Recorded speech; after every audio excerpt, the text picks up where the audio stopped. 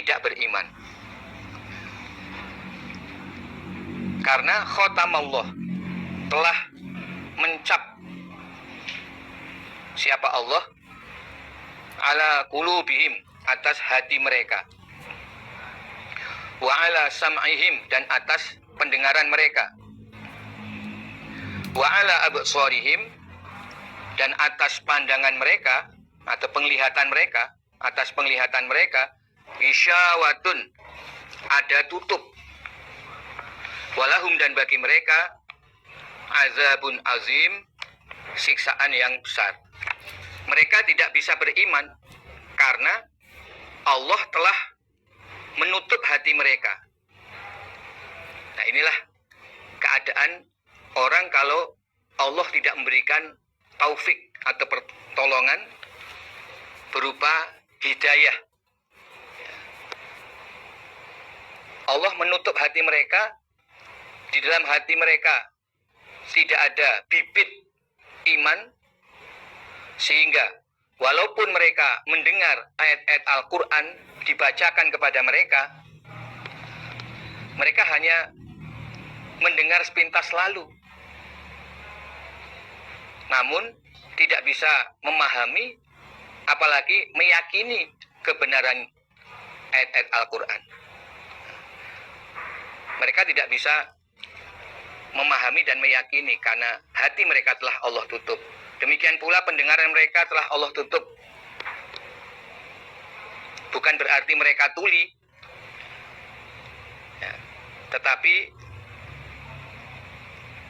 mereka tidak mampu untuk memahami dan meyakini ayat-ayat Allah yang mereka dengar. Demikian pula ada tutup pada penglihatan mereka.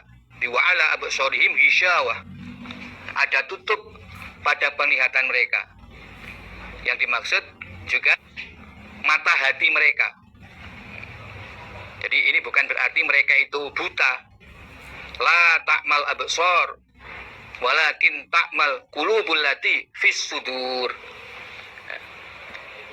Bukan berarti mata mereka buta, tetapi yang buta adalah hati.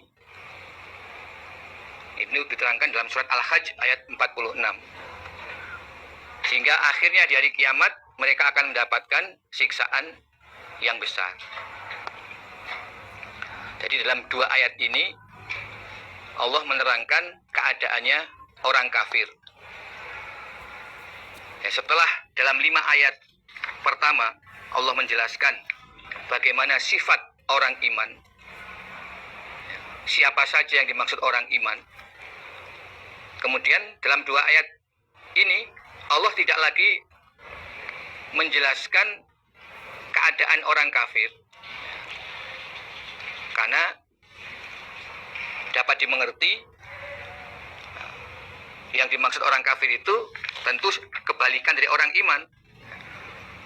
Orang yang tidak iman pada hal yang gaib, orang yang tidak mengerjakan sholat, orang yang tidak mau zakat, tidak mau infak, tidak iman pada kitab suci, itu kafir. Nah, dalam ayat ini Allah menjelaskan bagaimana mereka bisa menjadi kafir. Hal itu adalah karena memang Allah tidak memberikan hidayah kepada mereka. Nah, ini yang perlu kita fahami. Jadi benar-benar keimanan ini merupakan anugerah. Sehingga walaupun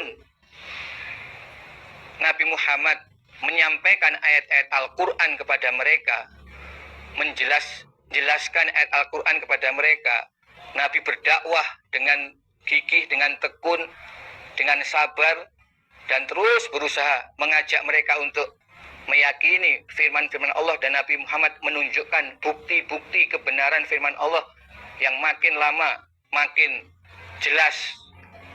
Tetapi walaupun mereka secara nalar bisa menangkap kebenaran Al-Quran, mereka mendengar, mereka melihat bukti-bukti, tetapi hati mereka yang tidak bisa iman. Allah menutup hati mereka. Nah, di sini juga menjadi pelajaran bagi kita bahwa keimanan ini mutlak pemberian Allah. Kalau toh kita berdakwah, mengajak, menyampaikan kebenaran ayat-ayat Al-Quran dan sunnah Rasulullah SAW, ini kita sekedar melaksanakan kewajiban sebagaimana Rasulullah SAW.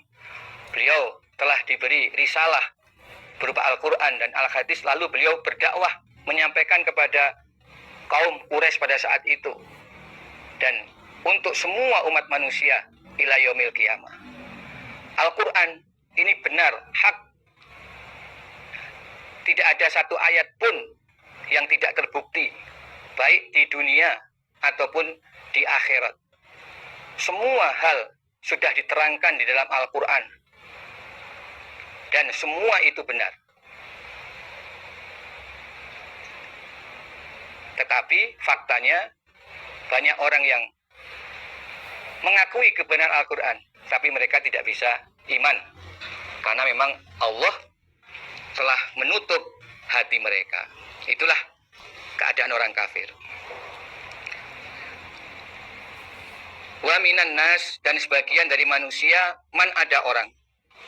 Yaqulu, yang berkata, siapa orang?